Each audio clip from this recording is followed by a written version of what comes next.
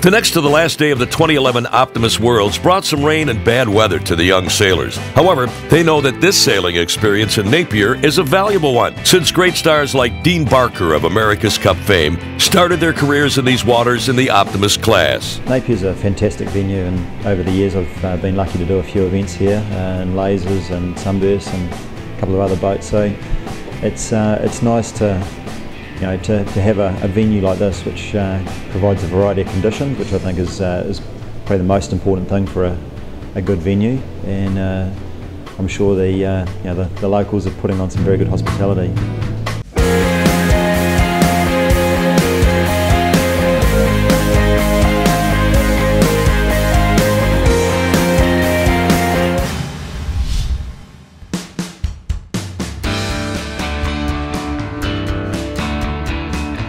The youngsters had to wait for the rain and wind to subside so that they could start racing. Everyone seemed determined to perform in the best possible way on the road to the end of the championship. The difference today was the strong swell, which was opposite to the wind, creating tricky starting line in downwind conditions. In the first race of the day, Matthias Dijk from Ecuador had a great start on the pin end side, followed by the Argentinian. They both managed to cross ahead of the fleet and head to the first mark. By the downwind, Marvin Frisch from Germany was leading the fleet, with Wade Waddell from the U.S. close behind.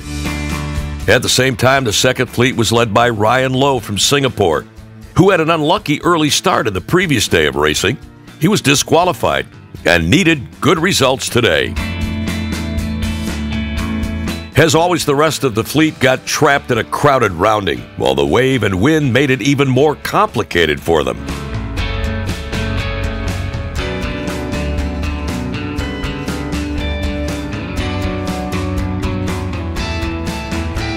In the third fleet, Javier Arabas had a face-off with a Singaporean, and both managed to be at the top of the fleet. Once again, the race brought on many capsizes and problems at the rounding. In the second race, the Norwegian sailor had a great start and managed to cross ahead of all the fleet, which wasn't well positioned at the starting line. Leonard Takahashi Fry from New Zealand tried his luck at the committee boat in the second fleet and had to tack away through a very packed fleet. Javier Arabas tried to stay away from the committee boat crowd at the third fleet, which had many other sailors risking an early start.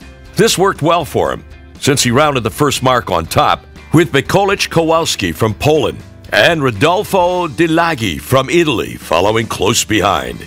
They each had a lot of heated battles between the sailors, being close to the land and having a lot of wind gusts and a swell in the opposite direction.